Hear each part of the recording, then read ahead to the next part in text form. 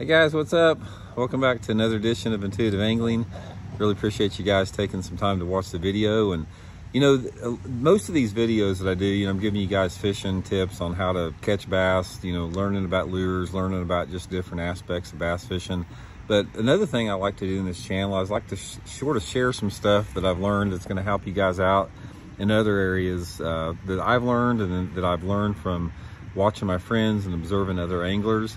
So anyway, I'm going to drop two pieces of good advice for you guys today that may help you guys out down the road, avoid some pitfalls that some guys have made in the past.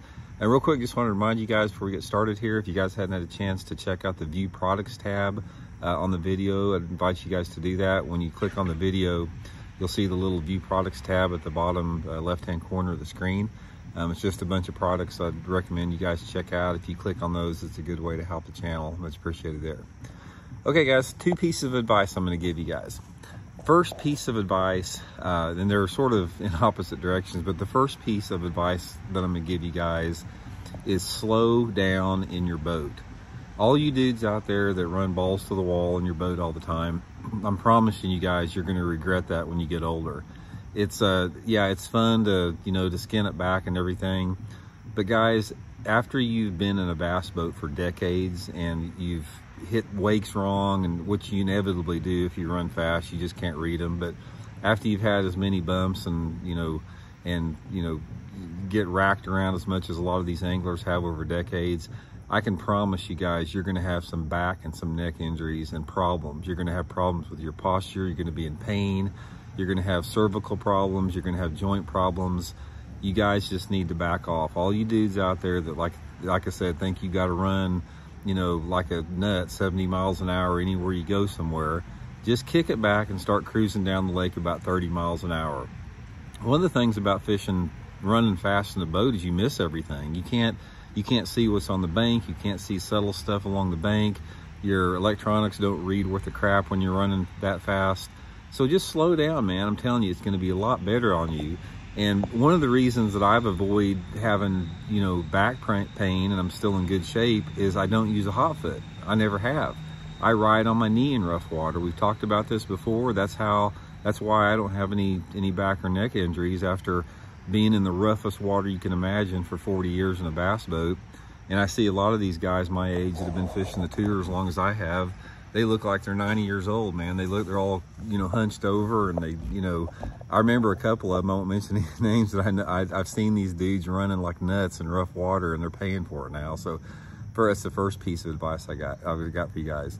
Second piece of advice I got is you don't have to be fishing and hunting all the time. I watch so many of these dudes out there, especially guys that like tournaments, that they're either practicing for a tournament, they're going to a tournament, they're pre-practicing for a tournament, they're going from one tournament to another, and then they get home and they got to go dove hunting, or they got to go deer hunting, or they got to go turkey hunting, and they're never home.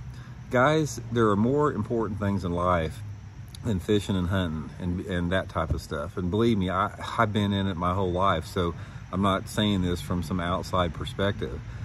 One of the things that a lot of anglers and hunters get caught up into, and there's a lot of anglers that hunt too, so I'm sort of talking to both there, is they get so wrapped up in their own passion for fishing and hunting, is that every other aspect in their life suffers. Their family life suffers, their friends suffer, their relationships with their children suffer, and it's just not worth it. So one of the things that I would recommend, and I've seen this in many cases throughout my career in fishing, is like I said, just get it in your head that fishing and hunting are not the most important things in your life. You have to manage your time.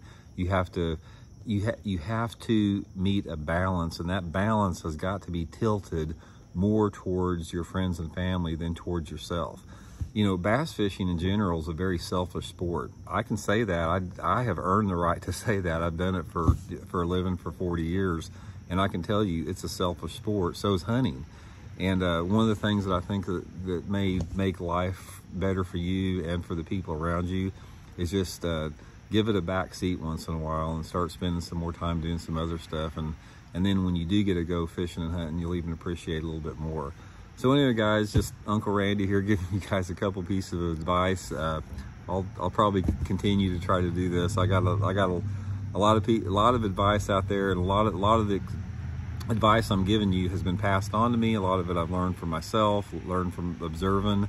So I'm just kicking this info out there to try to help you guys out. So anyway, guys, thanks for tuning in. Please hit that subscribe button if you haven't, and we'll talk to y'all later. See you.